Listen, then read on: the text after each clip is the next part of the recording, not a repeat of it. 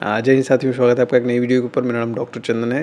अगर आप trigger finger की बीमारी से बहुत ज़्यादा पीड़ित हैं और परेशान हो चुके हैं, उसको ठीक करना चाहते हैं, तो इस वीडियो को आप पूरा कंप्लीट जरूर देखिए। इस वीडियो के अंदर मैंने पूरा डिटेल में आपको जानकारी दी है कि ट्रिगर फिंगर की बीमारी को बड़ी आसानी से आप जल्दी से जल्दी कैसे ठीक कर सकते हैं। पूरा स्टेप बाय स्टेप फार्मूला इस वीडियो के अंदर डिस्कस किया है।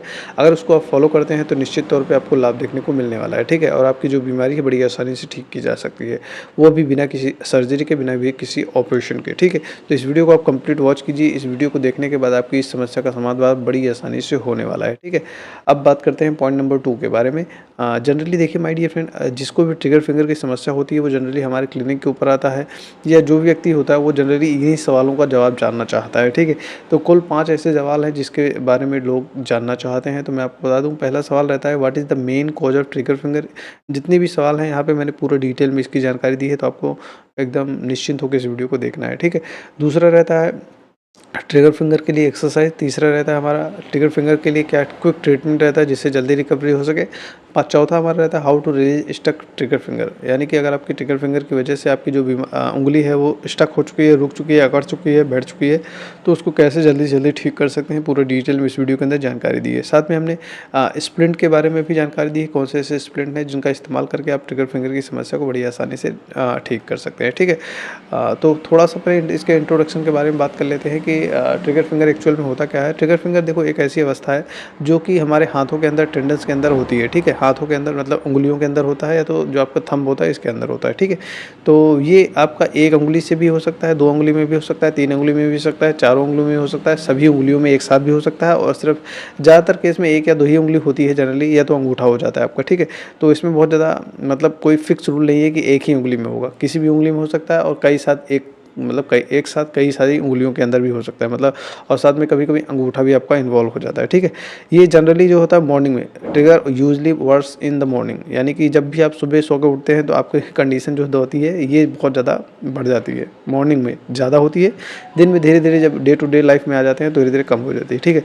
और एक फैक्टर और भी रहता है कि जनरली महिलाओं में होता है, और 40 to 60 की जो एज होती है, यानी 40 से जो 60 की एज होती है जनरली उसी में देखने को मिलता है। बाकी ये बच्चों को भी हो सकता है, बुजुर्गों को भी हो सकता है, नौजवानों को भी हो सकता है, पुरुषों में भी हो सकता है, महिलाओं में तो होता ही है, ठीक है।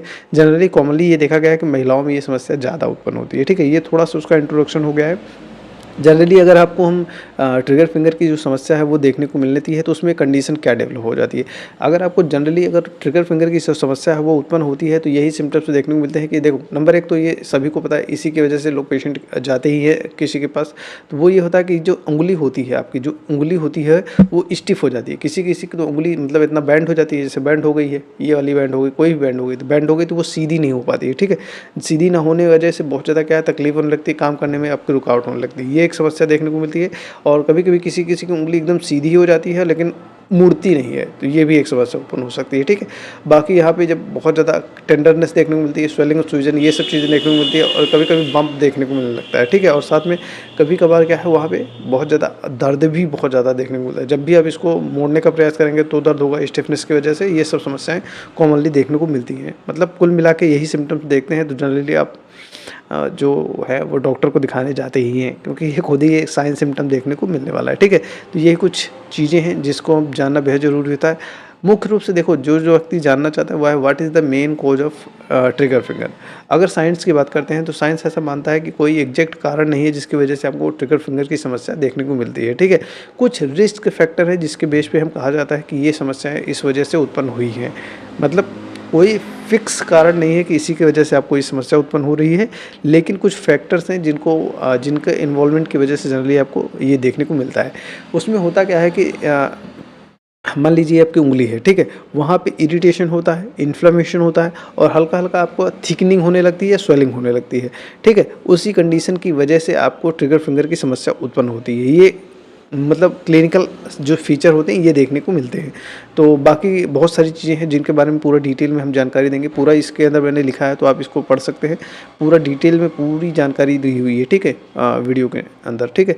देखो, कुछ रिस्क फैक्टर के बारे में बात कर रहा था जिसकी वजह से आपको ट्रिगर फिंगर की समस्या देखने को मिलती है, तो मैं पूरा डिटेल में आपको जानकारी देता हूँ। देखो, एक तो रिस्क फैक्टर यही है कि आप महिला हैं। दूसरा रिस्क फैक्टर ये है कि 40 प्लस आपकी अगर एज हो गई तो समस्या आपको उत्पन्न हो सकती है, ठीक है। बाकी ऐसा कोई काम कर रहे हैं, ऐसा कोई वर्क कर रहे हैं, ऐसा कोई जॉब कर रहे हैं, एग्जाम्पल के तौर पर जैसे जिनके उंगलियों का बहुत ज़्यादा इस्तेमाल किया जाता है आजकल, तो वैसे हर व्यक्ति काम पर लगा हुआ है उंगलियों के, कैसे, ड्यू टू मोबाइल जैसे आप प्रयोग करते हैं तो बहुत ज़्यादा उंगलियों का इस्तेमाल करते हैं, उंगलियों का या तो अंगूठे का इस्तेमाल करते हैं, ठीक है। जिसकी वजह से क्या है, ओवर यूज होने लगता है, जिसकी वजह से आपकी जो ये समस्या है उत्पन्न होती है, ठीक है। ये और जनरली और दो लोग, जैसे कोई लोगों को बहुत ज़्यादा लिखने का काम होता है, उनकी भी समस्या होती है। टेलरिंग वाला काम कर रहे हैं तो उसकी वजह से भी हो सकता है, या बहुत ज़्यादा कोई ढोलक है, हारमोनियम है, ये सब चीज़ बजाते हैं तो उसकी वजह से भी समस्याएं उत्पन्न होती है।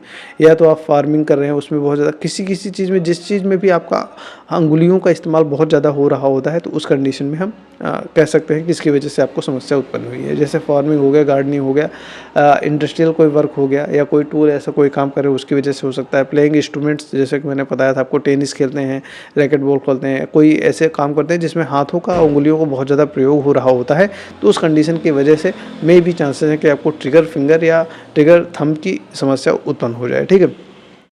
कुछ ऐसी हेल्थ कंडीशन है जिनमें भी ये समस्या उत्पन्न होती है, जो कि मोस्टली कॉमन देखते हैं। जो मैं आपको बता देता हूँ वो ये है कि अगर आपको ऑस्टियो आर्थराइटिस की समस्या है तो भी ट्रिगर फिंगर की समस्या उत्पन्न हो सकती है। रूमेटाइड आर्थराइटिस की समस्या है अगर आपके शरीर के अंदर, तो उसकी वजह से भी हो सकता है। गाउट की वजह से होता है, डायबिटीज़ की वजह से होता है, और थायराइड की वजह से होता है। तो ये कुछ मुख्य बीमारियाँ हैं जिनके अंदर ये देखने को मिला कि ट्रिगर फिंगर की जो समस्या है वो उत्पन्न होने लगती है, ठीक है। डायबिटीज़ एक बहुत बड़ा मुख्य कारण है जिसकी वजह से जनरली आज के समय में ये समस्या उत्पन्न होती है, ठीक है। सबसे इंपॉर्टेंट पॉइंट के ऊपर आ चुके हैं कि what is the management and treatment, यानी कि अगर आपको ट्रिगर फिंगर की समस्या उत्पन्न हो गई है तो उसको कैसे ठीक कर सकते हैं, कितनी जल्दी ठीक कर सकते हैं, इसके बारे में पूरा अब डिटेल में जानकारी देते हैं। देखो माय डियर फ्रेंड, अगर आपको ट्रिगर फिंगर की समस्या है और बिना किसी की मदद के बड़ी आसानी से उसको ठीक करना चाहते हैं, तो सबसे पहले आपको क्या करना है वो है rest, taking a break from work, यानी कि अपने काम में, आपकी हॉबी में, आपकी जो भी आप काम करते हैं, यानी कि मोबाइल बहुत ज़्यादा चलाते हैं तो उसको बंद कर दीजिए। अगर आप कोई टेनिस वाला काम करते हैं, बॉल खेलते हैं, ये सब चीज़ें जिसमें आपको उंगलियों का बहुत ज़्यादा प्रयोग हो रहा है, उस काम से आपको उसको रेस्ट देना है, ठीक है। मतलब थोड़ा कम कर दीजिए या बंद कर दीजिए, ज़्यादा बेहतर। रिकवरी अगर फुल चाहते हैं तो बंद कर देंगे तो ज़्यादा अच्छा रिस्पॉन्स करेगा, ठीक है। मतलब टेक अ प्रॉपर रेस्ट, ठीक, ये चीज़ हो गई। दूसरा स्प्लिंटिंग, रेस्ट का पार्ट है स्प्लिंटिंग, यानी कि अगर आप कोई चीज़, जैसे मान लीजिए आपका अंगूठा इन्वॉल्व हो चुका है, ठीक है, तो स्प्लिंट की मदद से बहुत सारे स्प्लिंट्स आते हैं, उसको आप उस पर रख के बांध देते हैं, लगा देते हैं, तो उसकी वजह से क्या है, आपका मूवमेंट जो होता है वो रिस्ट्रिक्टेड हो जाता है, ठीक है। जिसकी वजह से क्या है, वहाँ पे जो इन्फ्लेमेशन बढ़ने की संभावना होती है वो कम हो जाती है, सूजन होने की जो संभावना है वो कम हो जाती है, और ज़्यादा मूवमेंट न होने की वजह से धीरे धीरे रिकवरी थोड़ा फास्ट हो जाती है, ठीक है। जैसे आपने देखा, एग्जाम्पल के तौर पर मैं बता देता हूँ, वो है कि अगर आप कहीं रोड पर एक्सीडेंट हो जाता है, कुछ हो जाता है, तो डॉक्टर जो प्लास्टर का इस्तेमाल करते हैं वो भी एक प्रकार का स्प्लिंट ही है, ठीक है। तो उससे क्या है, मोबाइल नहीं होता है, यानी कि आप बार बार मूवमेंट नहीं करते हैं, तो जो जुड़ने का प्रोसेस है वो थोड़ा फास्ट हो जाता है।